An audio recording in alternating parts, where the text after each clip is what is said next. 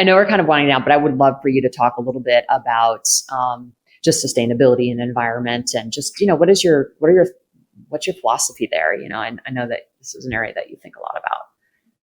Yeah, I think if we're privileged enough and to be able to consider how our food choices affect the world around us, I think we have to.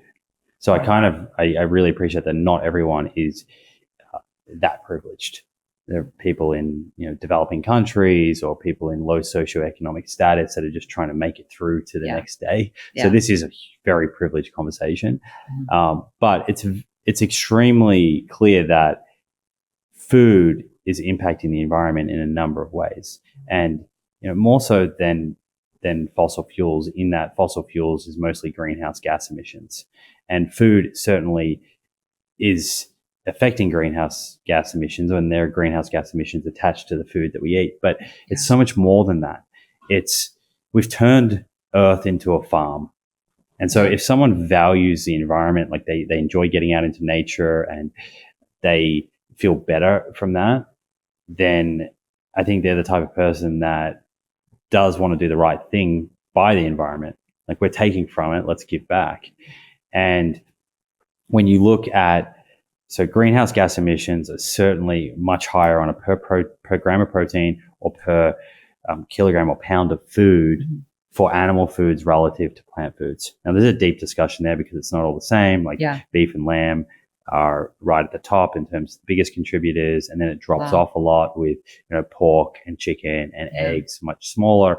But relative to any of those, to produce those protein sources that I said before, like tofu or tempeh or legumes, we're talking in the realm of 20 to 40 times less greenhouse gas emissions.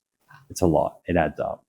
And probably the most important thing, though, is the land use. So I said we've turned Earth into a farm. More than 50% of habitable land is used for agriculture.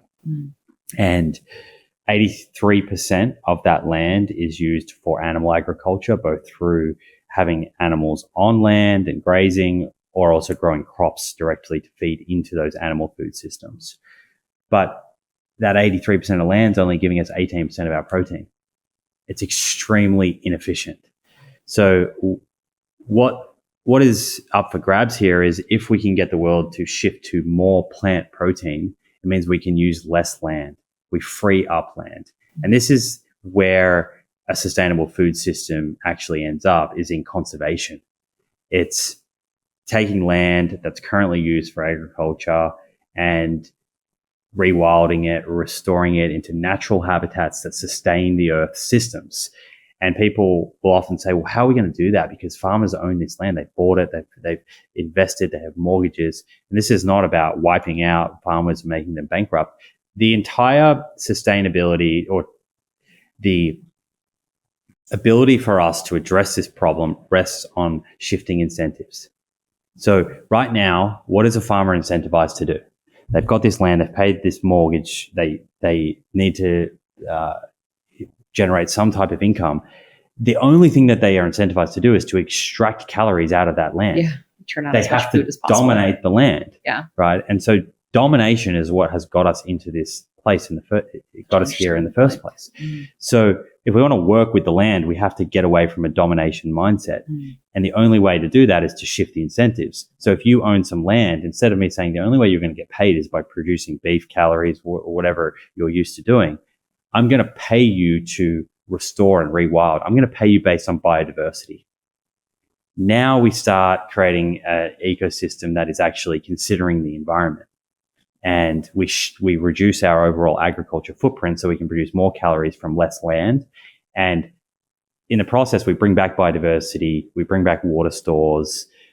There's less eutrophication, which is pollution into waterways, where you get algal blooms and it starts to starve animals of oxygen, and you get all these dead zones in water.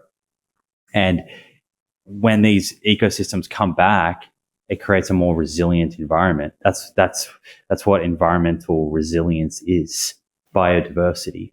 And so if we are appreciating nature and we want to give back to it, we have to think about the way that we're consuming. And each time we're voting for a world where there's more deforestation and less nature, or more nature greater biodiversity, and something that we can enjoy and our kids can enjoy, and future humans. Yeah.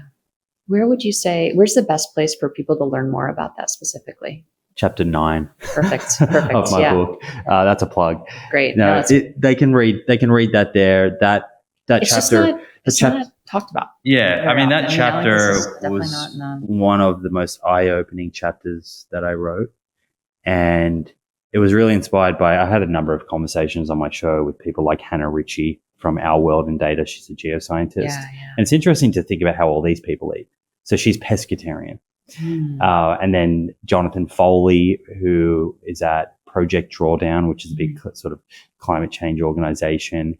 And he eats a little bit of meat, but it's like very, very rarely based on all of this research. And Nicholas Carter, who's an environmental scientist, he's been on the show a number of times, and we've talked about regenerative grazing and some of the claims that come out of that.